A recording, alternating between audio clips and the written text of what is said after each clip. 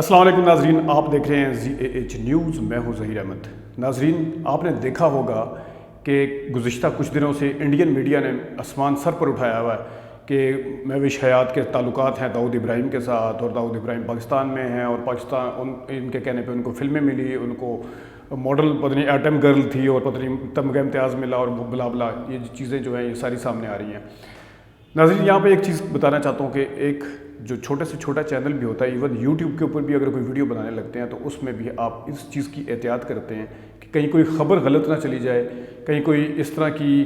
بات نہ چلی جائے جس کی وجہ سے آپ کی کریڈیبلٹی کے اوپر حرف آئے، یا آپ کے اوپر کوئی انگلی اٹھے، یا ایسی کوئی چیز نہ چلی جائے، ایئر نہ چلی جائے، یا بتا نہ دیں جس کی بعد میں کوئی اگر تحقیقات کرنے لگے تو وہ جھوٹی ثابت ہو۔ اتنے بڑے لیڈنگ جو چینل ہیں وہاں پہ انڈیا میں جو اس قسم کے پروپیگنڈے کرتے ہیں، انہیں اس چیز کا بالکل بھی احساس نہیں ہے۔ انہوں نے کوئی ایک ثبوت اس حوالے سے لا کے نہیں دیا۔ صبح سے لے کے شام تک وہ تجزیہ کرتے رہیں گے، لیکن اس کے بارے میں بتائیں گے نہیں کہ ان کا سورس کیا ہے، ان کے پاس ثبوت کیا ہے اس چیز کا کہ یہ ساری چیزیں جو بتائی جا رہی ہیں۔ اور اس حوالے سے خیر مہوش حیات نے خود تردید بھی کی ہے اس کی۔ یہ کہنا ہے کہ ان کے کہنے پہ ان کو کام ملنا شروع ہوا، تو ناظرین آپ کو بھی پتہ ہے، سب کو پتہ ہے کہ 2012 میں انہوں نے ایک ڈرامے میں کام کیا تھا، میرا قاتل پتہ نہیں کیا، اس کے بعد انہیں پھر کافی سارے ڈرامے بھی ملے، ہم پہ بھی انہوں نے کام کیا، جیو اور ARY کے ڈراموں میں بھی کام کیا۔ میں نے جو ان کا ڈرامہ بہت پہلے دیکھا تھا، وہ تھوڑی سی وفا چاہیے تھا، یاسر نواز کا لکھا وہ ڈائریکشن میں بنا تھا۔ پھر انہوں نے 2014 میں ایک گانا کیا نامعلوم افراد میں، آئٹم سانگ ہمارے یہاں سبھی کرتے ہیں، کچھ مثالیں بھری پڑی ہیں، بے شک آپ پڑوسی ملک میں بھی دیکھ لیں تو بڑی سے بڑی جو لیڈنگ سٹار ہے وہ بھی سم ٹائم چھوٹے چھوٹے آئٹم سانگ کرنے کے لیے آ جاتی ہیں۔ اس میں اگر انہوں نے آئٹم سانگ کیا تھا، اس میں بلی کا والا کریکٹر جو تھا، تو اس وقت میرے خیال میں ڈراموں میں ان کا سکہ بیٹھ چکا تھا، اور ان کی اتنی ڈیمانڈ تھی کہ ان کو اس کے لیے لیا جا سکتا۔ ابھی گزشتہ دنوں میں کاف کنگنا میں جو نیلم منیر نے بھی آئٹم سانگ کیا ہے، تو یہ اس طرح کا کوئی اچنبے کی بات نہیں ہے کہ انہیں وہ ملی۔ تو اس وقت کیونکہ اسکرین بیوٹی بن چکی تھی ان کی، اور چھوٹی اسکرین کے اوپر چھائی ہوئی تھی، تو اس کے بعد سے پھر انہیں جب نیکسٹ فلم میں ملی تو اس میں انہوں نے اپنے آپ کو پروو کیا، جس میں جوانی پھر نہیں آنی، پنجاب نہیں جاؤں گی، اور لوڈ ویڈنگ وغیرہ، چھلاوا، یہ فلمیں انہوں نے کی ہیں۔ تو یہ اگر یہ کہنا کہ داؤد ابراہیم کے کہنے پہ ان کو فلم دی گئی ہے تو یہ بڑی حیران کن بات ہے، کیونکہ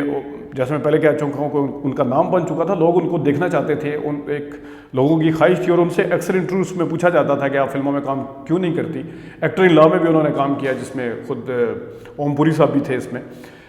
تو اس طرح کہہ دینا کہ داؤد ابراہیم صاحب پتہ نہیں، اگر میرے خیال میں ان کے انڈسٹری میں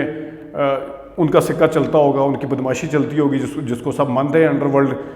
کے ساتھ تعلقات، اس سے بڑے سے بڑے ڈائریکٹر مہیش بھٹ اور بڑے سے بڑے سنجے دت کے حوالے سے جو باتیں سامنے آتی رہی ہیں کہ انڈر ورلڈ کے ساتھ جن کے تعلقات ہیں، پھر شاہ رخ خان کے، ان کے جو رقیب ہیں، ان کے جو حریف ہیں جو ان کے داؤد ابراہیم کے، ان کے ساتھ کس اداکار کے کتنے تعلقات ہیں، راکیش روشن صاحب کے حوالے سے بھی باتیں سامنے آئیں۔ تو وہ تو میرے خیال میں اگر انڈین انڈسٹری یہ سمجھتی ہے کہ اگر ان کے ہاں انڈر ورلڈ ہے پوری بنی ہوئی، اور وہ فلموں کو چلاتی بھی ہے، اور ان کے تعلقات بھی ہیں، اور اس طرح کام بھی دیتے ہیں، میرے خیال میں یہاں پہ پاکستان کی فلم انڈسٹری کے اوپر آپ لاکھ قسم کے الزامات لگا سکتے ہیں۔ آپ گجروں کے اوپر فلمیں بنتی رہی ہیں، اور کون سے لوگ آگے تھے، یہی یہاں پہ رونا نہ تھا، لیکن انڈر ورلڈ ٹائپ اس طرح کی کوئی چیز نہیں ہے۔ اور مہوش حیات نے خود کو ثابت کیا ہے کہ ان کے اوپر اداکاری کے حوالے سے سوال کیے جا سکتے ہیں، بینگ اے کریٹک سب کر سکتے ہیں کہ انہوں نے کتنی کنٹریبیوشن کیا ہے، یا ان کو تمغہ امتیاز دیا، اس کے اوپر اس ٹائم بھی باتیں اٹھی تھی۔ لیکن یہ کہنا کہ ان کے سمبند ان کے ساتھ ہیں یا ان کے کہنے پہ دیا گیا، یہ بہت ہی فضول قسم کی، لغو قسم کی بات ہے۔ خود انڈین میڈیا کہہ رہا ہے کہ وہ پتہ نہیں 93 میں پاکستان چلے گئے تھے، پھر وہاں کی فلم انڈسٹری میں آ گیا۔ 93 سے لے کے 2000 تک تو ویسی فلم انڈسٹری کا برا حال تھا، ایک سید نور اور سنگیتا کے علاوہ تو فلمیں ہی کوئی نہیں بنا رہا تھا، تباہی نکلی ہوئی تھی فلموں کی۔ اس زمانے کی ہسٹری اگر اٹھا کے دیکھو، جیوا اور جو تھے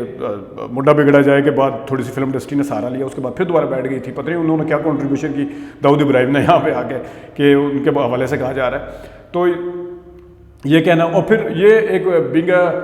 اسلامک سوسائٹی یہاں پہ اگر کہتے ہیں کہ مسلمان ہیں یہاں پہ رہتے ہیں پاکستان میں، تو اس حوالے سے اداکاروں کو بھی کافی شکایتیں رہتی ہیں کہ منافقت کی جاتی ہے، ہمیں بلایا جاتا ہے، ہمارے اوپر عجیب طریقے سے یا عجیب ٹائٹل بھی ہمارے اوپر دے دیے جاتے ہیں، ہمارے فلمیں یا ڈرامے بھی دیکھے جاتے ہیں۔ لیکن انڈیا کے اندر جب یہ کلچر ہی نہیں ہے، انڈیا میں انڈیا کی ان کے منہ سے یہ بات سننا کہ ناچنے والی تھی اور گانے والی تھی، اور یہ بڑی عجیب سی باتیں لگتی ہیں. تو میرے خیال میں معقولیت ہونی چاہیے. الزام لگانے کے حوالے سے پورے ثبوت کے ساتھ سب کچھ پھر مانا بھی جا سکتا ہے، لیکن معقولیت سے زیادہ چولیت اگر ہوگی اس میں باتوں میں تو میرے خیال میں اس کے اوپر کوئی بھی یقین نہیں کرے گا. ناظرین، آج کے لیے اتنا ہی. اجازت دیجیے. اللہ حافظ.